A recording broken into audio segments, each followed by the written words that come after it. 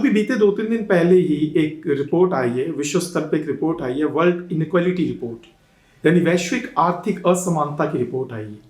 उस रिपोर्ट के अंतर्गत ये बताया गया है कि भारत में आर्थिक असमानता बहुत बढ़ गई है और उस रिपोर्ट ने ऐसे कई फैक्ट्स बताए हैं जिन्होंने हम सबको अचंभित कर दिए है।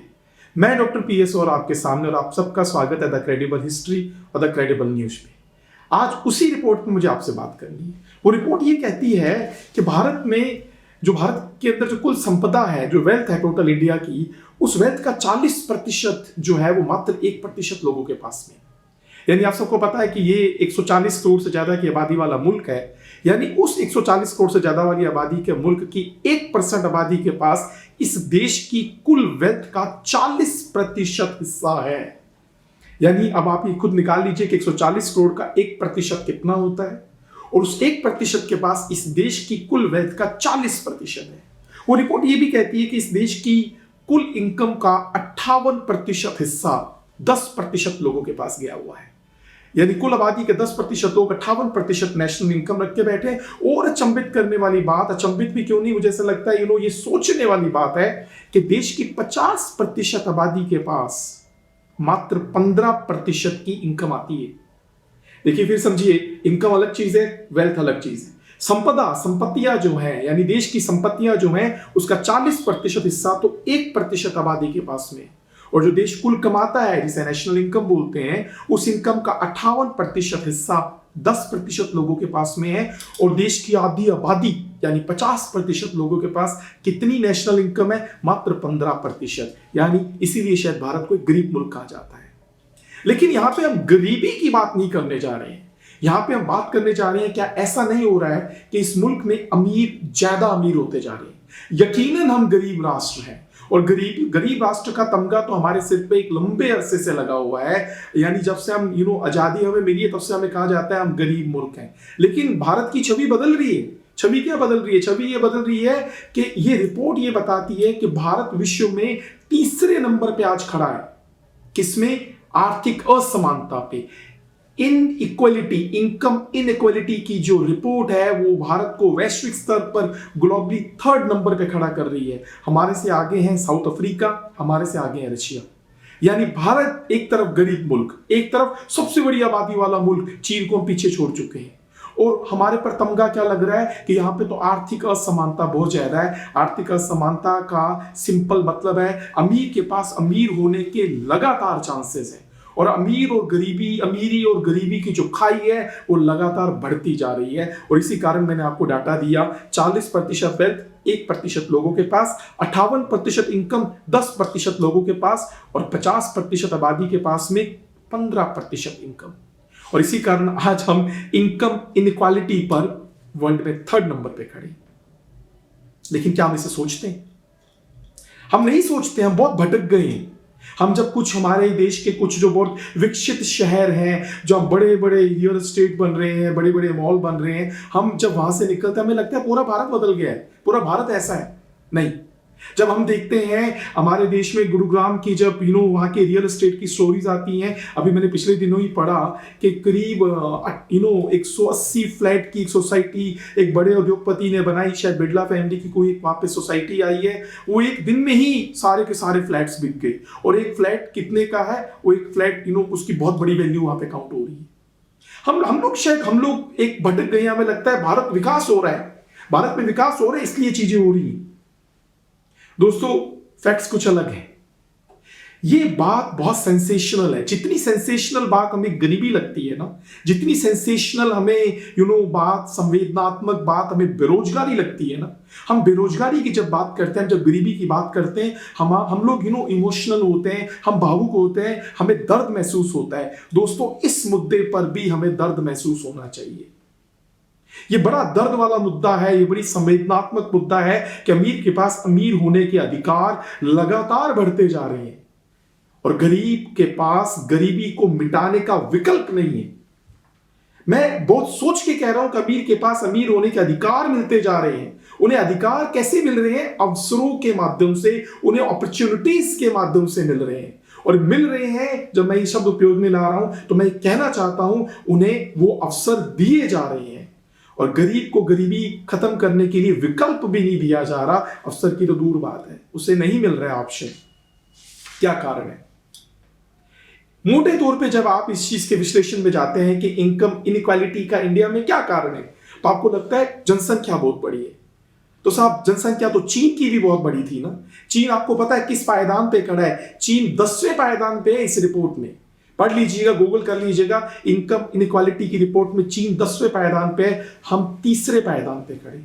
और एक बात और है, अंग्रेजों के राज में भी भारत में इतनी आर्थिक असमानता नहीं थी, इतनी आर्थिक विषमता नहीं थी जितनी विषमता अब हो गई है। वो तो हमें लूटने ही आए थे, लेकिन उस समय भी इतनी आर्थिक असमानता नहीं थी जितनी असमानता अब है। तो मोटे तौर पे जब हम इसका विश्लेषण करते हैं हमें लगता है शायद जनसंख्या कारण है, लेकिन मैं फिर कहना चाहूंगा जनसंख्या कारण होता तो चीन में भी होती। जनसंख्या कारण नहीं, एक अलग कारण भी है। अगर फिर भी अगर आप खुद सोचे तो आपको लगेगा निजीकरण कारण है, प्राइवेटाइजेशन कारण है, निजी क्षेत्र कारण है। तो मैं ये कहना चाहूंगा निजी क्षेत्र कारण नहीं है, लेकिन निजी क्षेत्र को बहुत अधिक बढ़ावा देना अब कारण बन गया है। निजी क्षेत्र की तो एंट्री 91 के रिफॉर्म से हुई है, और वो तो कारण नहीं है, वो तो समय की जरूरत थी। डॉक्टर मनमोहन सिंह के जो आर्थिक रिफॉर्म्स हैं वो तो समय की जरूरत थी। अगर उस समय वो निजी क्षेत्र की एंट्री नहीं करवाते तो भारत तो खत्म हो गया होता, भारत तो खत्म हो गया होता। और एक बात और बोलूं, हमारे पड़ोसी मुल्क पाकिस्तान के साथ जो हमारा भाई रहा है, कभी आप अगर भारत के और पाकिस्तान के डाटा अगर आप देखिए 1970-80 तक तो पाकिस्तान हमसे आगे होता था, और आज पाकिस्तान कहां पिछड़ गया? क्योंकि वो उन रिफॉर्म्स के कारण जो मनमोहन सिंह ने निजी क्षेत्र को एंट्री दी। लेकिन अब क्या हो रहा है, बीते कुछ वर्षों से, बीते कुछ दशकों से क्या हो रहा है, निजी क्षेत्र ही एकमात्र सहारा बन के निकल रहा है।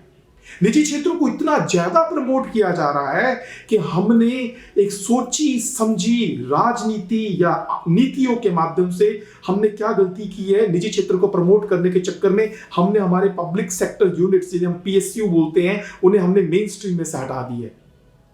मुझे आप बताइए, क्या आप अभी जो ये एविएशन इंडस्ट्री में बीते कुछ दिन पहले जो इंडिगो का क्राइसिस हुआ, क्या इसमें कोई हमारी सरकारी उपक्रम है? नहीं। मैं आपसे कहता हूं, आप मुझे बताइए, रिन्यूएबल एनर्जी में इतना काम हो रहा है इंडिया में, सोलर का, मुझे बताइए क्या उसमें कोई पीएसयू देखते हैं? हमारे इंफ्रास्ट्रक्चर मैनेजमेंट में एयरपोर्ट्स वगैरह बन रहे हैं, इतना इंफ्रास्ट्रक्चर मैनेजमेंट का काम हो रहा है, क्या आप उसमें नहीं देखते हैं कि निजी क्षेत्र को प्रमोट किया जा रहा है?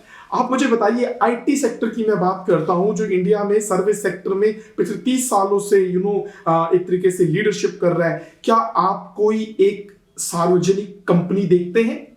आप टीसीएस कौन है? निजी कंपनी। आप इन्फोसिस देखते हैं, आप विप्रो देखते हैं, क्या आप किसी सरकारी उपक्रम को देखते हैं, किसी पीएसयू को देखते हैं? और तो और आइए दोस्तों, मैं आपसे पूछना चाहता हूं, फार्मा में क्या आप कोई किसी पीएसयू को देखते हैं? एक ट्वीट आप देखिएगा, मैं आपको बताऊंगा, एक ट्वीट में एक जेंटलमैन लिख रहे हैं, कैंसर की दवाई जिसका जो प्राइसिंग है 600 रुपए है, लेकिन उसका एमआरपी कितना कोट किया जा रहा है? 12,000 रुपए। किस कारण हो रहा है? क्या अगर ये चीजें पीएसयू के पास होती, पब्लिक सेक्टर यूनिट्स में होती, तो क्या वो वैसा करते? और एक बात और अचंभित करने वाली बात है, आर्थिक असमानता का कारण क्या है? 2 मुख्य कारण है। एक, नौकरियां नहीं मिल रही लोगों को। दूसरा कारण सबसे बड़ा क्या है? वेतन बढ़ोतरी बहुत कम हो रही है। वेतन बढ़ोतरी कहां हो रही है? निजी सेक्टर में तो आप देखिए 10% की वेतन बढ़ोतरी है, मात्र 9% की। और मैंने कुछ समय पहले इसी प्लेटफॉर्म से एक वीडियो में बताया था कि आईटी सेक्टर में तो सैलरियां बढ़नी ही बंद हो गई हैं। पिछले 1 दशक से जो आईटी सेक्टर में, जो आज हमारे युवा का सपना है, आईटी सेक्टर, जो डॉलर जब ऊपर जाता है तो पैसा कमाता है आईटी सेक्टर, उस आईटी सेक्टर ने फ्रेशर्स की सैलरी 3 लाख रुपए कर दी। उस आईटी सेक्टर में पिछले 10 सालों से एक सैलरीज में हाइक नहीं आई है, जंप नहीं हो रहे हैं। फ्रेशर्स जो है वो डिसअपॉइंटेड हैं। बीटेक की डिग्रियों में कितना पैसा पेरेंट का लग रहा है और उन्हें मिल क्या रहा है? तो आर्थिक असमानता का एक कारण तो ये है कि नौकरियां नहीं है, दूसरा कारण है वेतन बढ़ोतरी बहुत कम है, और तीसरा कारण एक और है, वो ये है कि भारत में इनफॉर्मल सेक्टर जो है उसमें 40 करोड़ लोग उस सेक्टर से जुड़े हुए हैं। इनफॉर्मल सेक्टर में आप देखते हैं सड़क के किनारे खड़े करके गोलगप्पे बेचने वाला इनफॉर्मल में आता है, किसी सोसाइटी में प्लम्बर का काम करने वाला इनफॉर्मल में आता है, किसी सोसाइटी में इलेक्ट्रीशियन का काम करने वाला भी इनफॉर्मल सेक्टर में आता है। ये सभी इनफॉर्मल सेक्टर है। या आप देखते हैं कि मतलब ये छोटे छोटे जॉब जो होते हैं वो इनफॉर्मल सेक्टर है। चाय बनाने वाला सड़क के किनारे वो इनफॉर्मल सेक्टर है। 40 करोड़ लोग इस सेक्टर से जुड़े हुए हैं। क्या आपको सरकार की किसी आर्थिक नीति से लगता है कि उनके जीवन में बदलाव किया जाए? उनके जीवन में बदलाव का कोई स्कोप ही नहीं है, दिखता ही नहीं है, किसी पॉलिसी का कोई पार्ट ही नहीं दिखता है, फ्रेमवर्क ही नहीं दिखता है। और निजी क्षेत्र जो पिछले काफी अरसे से मुनाफे में सबसे बड़ी भागीदारी निभा रहा है, वो निजी क्षेत्र कितने लोगों को नौकरी देता है? क्या कभी इसके बारे में बात की जाती है?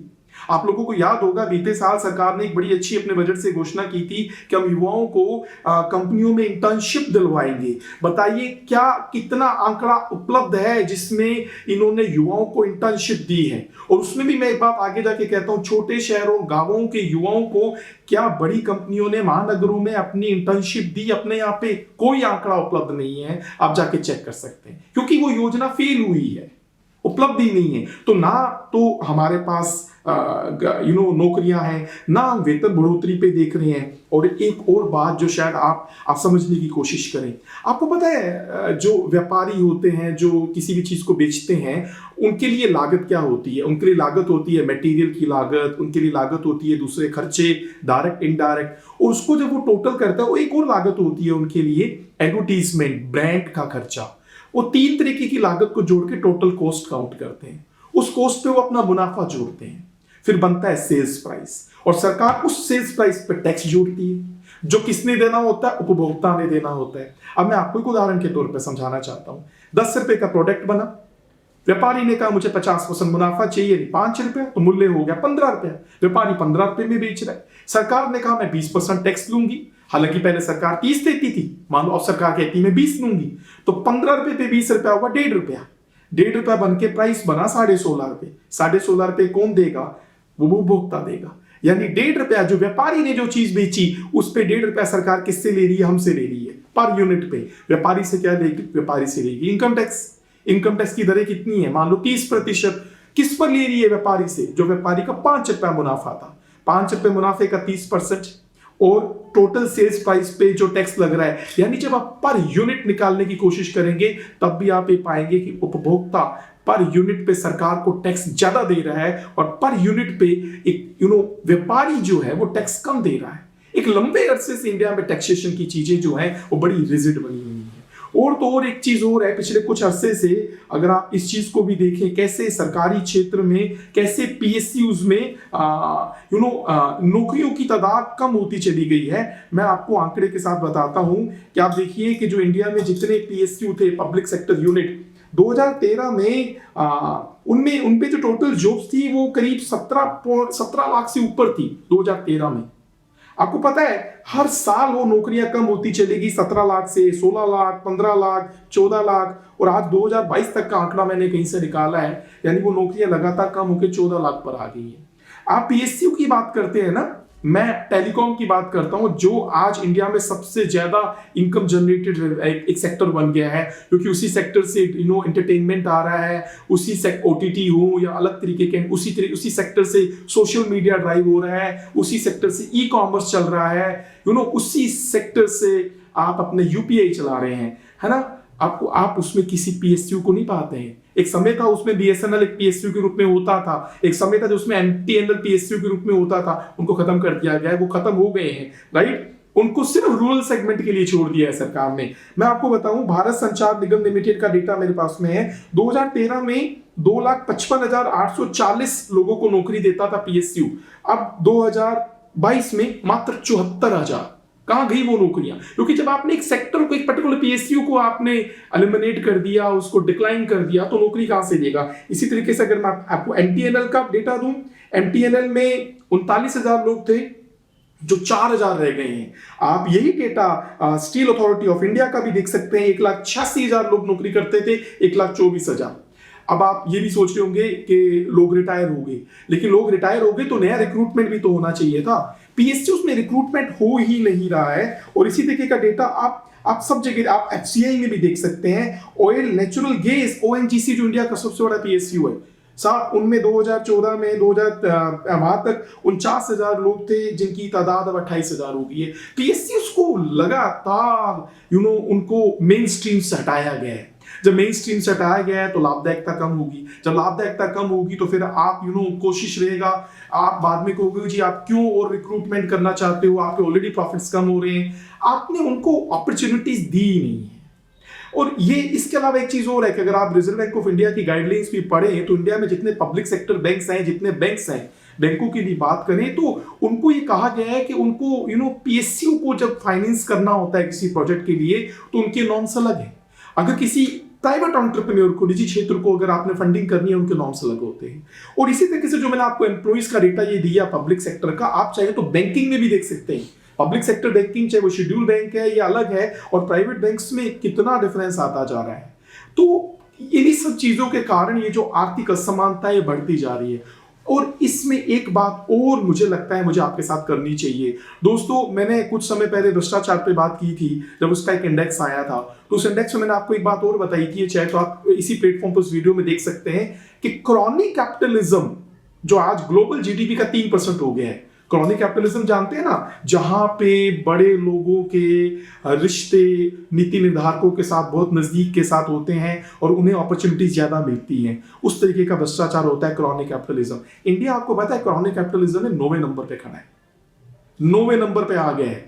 तो बड़ी अजीब सी बात नहीं हो रही है ये कि आप एक गरीब मुल्क है, 140 करोड़ प्लस की आबादी के हैं और आर्थिक विषमता इतनी बढ़ गई है, एक गरीबों के लिए रोजगार नहीं है और जो जिनके पास रोजगार है उनके वेतन बढ़ोतरी का आपके पास कोई स्कोप नहीं है। लेकिन जो निजी लोग हैं, जो प्राइवेट लोग हैं, जो समाउ एंटरप्रेन्योरशिप में एस्टैब्लिश हो गए हैं, वो सब कुछ कमा रहे हैं।